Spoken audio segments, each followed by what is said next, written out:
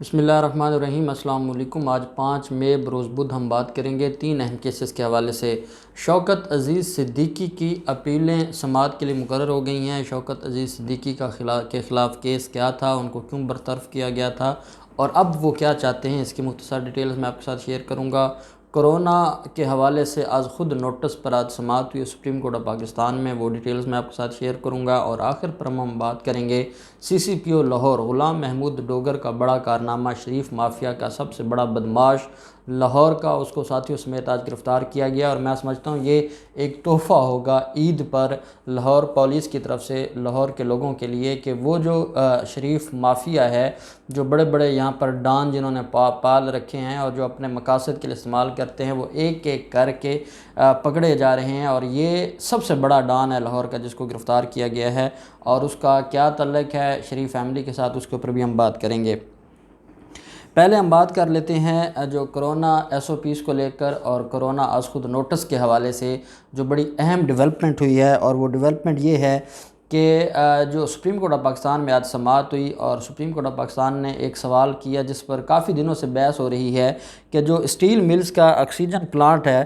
اگر اس کو فعال کیا جاتا ہے تو بحال کیا جاتا ہے تو اس پر کتنی لاگت آئے گی، تو جس پر ایڈیشنل اٹارنی جنرل نے سپریم کورٹ آف پاکستان کو بتایا کہ اگر ہم اس کو بحال کرتے ہیں تو یہ 40 سال سے بند پڑا ہے یہ آکسیجن پلانٹ، اور اگر ہم اس کو بحال کرتے ہیں تو حکومت پاکستان کا 1 ارب روپے کا اس پر خرچہ آئے گا اس کو بحال کرنے میں۔ عدالت نے کہا کہ آپ پھر ایک کام کریں کہ ایک تو جو آکسیجن سلنڈر ہیں ان کی قیمت مقرر کریں، 2 دن کے اندر اندر جو وزارت صنعت و پیداوار ہے ان کو حکم جاری کیا ہے چیف جسٹس صاحب نے کہ آپ جو آکسیجن سلنڈر ہیں ان کی قیمت مقرر کریں، اور قیمت مقرر کر کے عدالت میں رپورٹ سبمٹ کروائیں۔ چیئرمین جو ہے وہ NDMA وہ بھی آج عدالت میں پیش ہوئے، اور عدالت نے ان سے بھی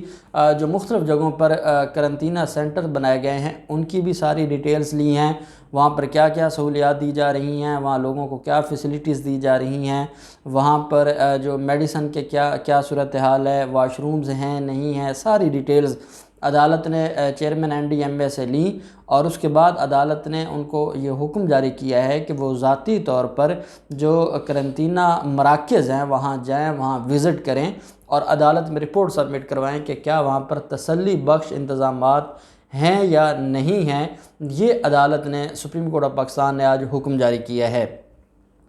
دوسری طرف جو معاملہ ہے جو شوکت عزیز صدیقی کا، شوکت عزیز صدیقی آپ جانتے ہیں کہ جس کی تعریف یا جس کی وکالت مریم نواز کرے گی تو آپ کو ایک بات تو سمجھ آ جاتی ہے کہ دال میں کچھ کالا ضرور ہے۔ شوکت عزیز صدیقی جو کہ لال مسجد والوں کا وکیل بھی رہا ہے، اور لال مسجد جب آپریشن ہوا اور وہ سارے معاملات، تو وہ خاص مینٹیلٹی ہے۔ پہلی بات تو یہ ہے کہ جو اس طرح کے انتہا پسند لوگ ہیں، ہماری جوڈیشری کو بھی چاہیے کہ کچھ تو کرائٹیریا رکھیں کہ جو شخص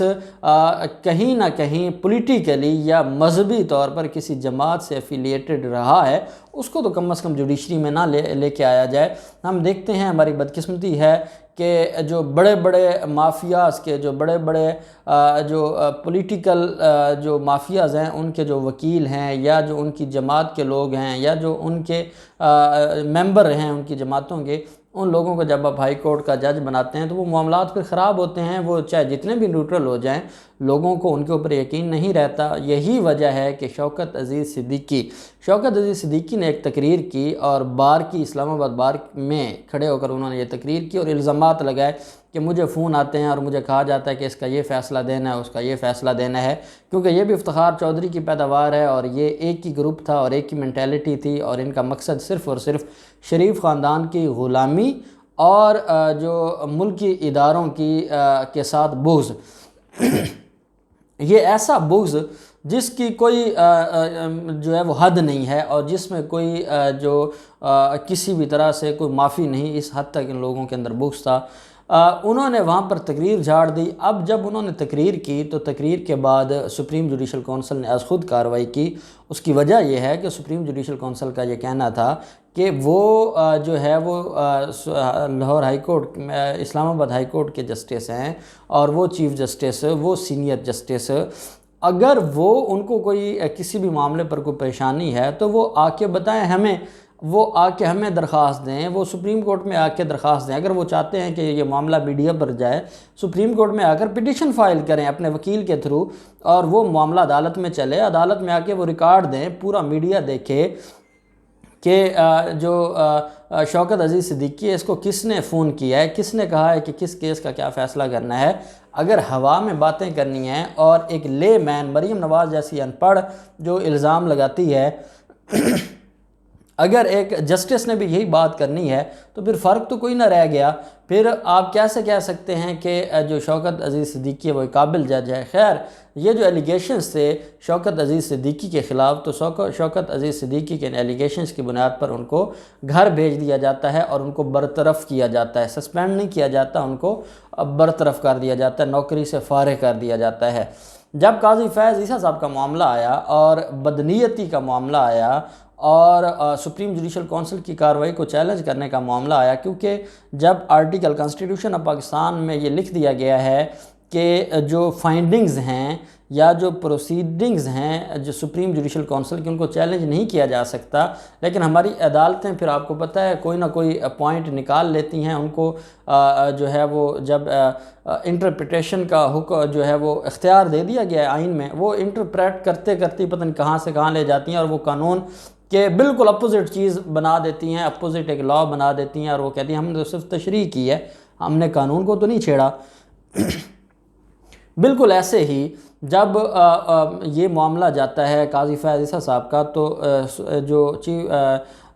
شوکت عزیز صدیقی یہ بھی درخواست فائل کر دیتے ہیں، اور اس درخواست میں یہ کہا جاتا ہے کہ یہ بدنیتی کی بنیاد پر اور پریشر کی بنیاد پر اور اداروں پر، کیونکہ قاضی فیض عیسیٰ نے بھی ایک ہی رٹ لگائی تھی کہ کیونکہ میں نے فیض آباد دھرنا ججمنٹ دی تھی تو اس وجہ سے مجھے نشانہ بنایا گیا، تو اداروں کے اوپر الزام لگا کہ وہ پٹیشن فائل کر رہے تھے، تو شوکت عزیز صدیقی نے بھی یہی کیا، اور شوکت عزیز صدیقی کی پٹیشن پینڈنگ تھی کافی عرصہ سے، اور وہ بار بار یہ کہہ رہے تھے کہ 30 جون کو انہوں نے ریٹائر ہو جانا ہے، تو وہ چاہتے ہیں کہ 30 جون سے پہلے پہلے ان کا فیصلہ ہو جائے، اور اگر وہ بحال ہو جائیں تو بحال ہوتے ہی ان کا جو ان کو پینشن وغیرہ یا جو ان کو مراعات ہیں وہ مل جائیں گی، وہ اس چکر میں ہیں۔ اور اب سپریم کورٹ آف پاکستان نے جو سابق جج ہیں شوکت عزیز صدیقی کی برطرفی کے خلاف جو اپیل ہے اس کو سماعت کے لیے مقرر کی ہے۔ پہلی بات تو یہ ہے کہ یہ اپیل بنتی نہیں ہے، سپریم جوڈیشل کونسل کے فیصلے کے خلاف اپیل ہے ہی نہیں۔ اب یہ درخواست ابھی تو اس کے قابل سماعت ہونے پر بھی بحث ہونی ہے، اور حامد خان صاحب ان کے وکیل ہیں، اور ابھی تو یہ معاملہ سٹارٹ ہونا ہے۔ 5 رکنی بینچ ہے جس نے سماعت کرنی ہے، اور یہ جسٹس عمرتا بندیال صاحب کی سربراہی میں یہ بینچ ہے، جس میں جسٹس سردار طارق صاحب ہیں، جسٹس اعجاز الاحسن صاحب ہیں، جسٹس مظہر عالم میاں خیل صاحب ہیں، اور جسٹس سجاد علی شاہ صاحب ہیں۔ یہ 5 رکنی بینچ ہے جو 17 مئی سے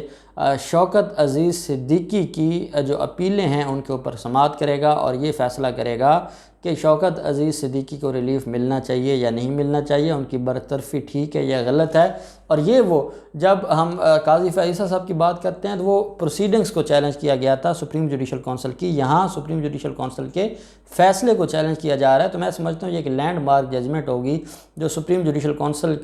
کا مستقبل جو ہے وہ اس کو کر دے گی، اس کو ڈیسائیڈ کر دے گی کہ آیا سپریم جوڈیشل کونسل کا جو آئین نے جو کہا ہے وہی ہوگا یا عدالتیں اپنی مرضی کریں گی۔ تو یہ ایک بڑی اہم سماعت ہوگی 17 مئی سے۔ اب ہم بات کر لیتے ہیں شریف مافیا ڈان، شریف مافیا کے ڈان گوگی بٹ۔ ہم پہلے تیفی بٹ کی بات کرتے رہتے ہیں، یہ لاہور میں 2 بڑے ڈان ہیں جو نامور ڈان شریف مافیا کے، اور جن کا شریف خاندان کے ساتھ ایک بڑا تعلق ہے، اور شریف خاندان کے لیے جو کام کرتے ہیں گوگی بٹ، ان کے خلاف دہشت گردی کے بھی مقدمات تھے، ان کے خلاف قتل کے اقدام قتل کے، اور آپ اندازہ لگائیں جتنا عرصہ شہباز شریف وزیر اعلیٰ رہے ہیں یا ان کی حکومت رہی ہے، مجال ہے ان کو کسی نے چھیڑا ہو، اور ان کو کال جاتی تھی اور ان کو یہ کہا جاتا تھا کہ یہ فلاں جگہ قبضہ کروانا ہے۔ حمزہ شہباز کے جتنے قبضے تھے وہ سارے کے سارے گوگی بٹ کے ذریعے ہوتے تھے لاہور میں، اور یہ ایک خوف کی علامت سمجھے جاتے ہیں لاہور میں، اور یہ جتنے بھی مافیاز ہیں، بھتے لینے تاجروں سے آگے پیچھے سارے کے سارے کام، غیر قانونی اسلحہ کا ڈپو ان کے ہیں، اسلحہ جو ہے وہ بیچنے والے یہ لوگ ہیں، اسلحہ اسمگلنگ میں یہ لوگ ملوث ہیں، منشیات لاہور میں یہ لوگ ملوث ہیں، اور یہ اتنا بڑا گینگ ہے۔ اور آپ جانتے ہیں کہ جب تک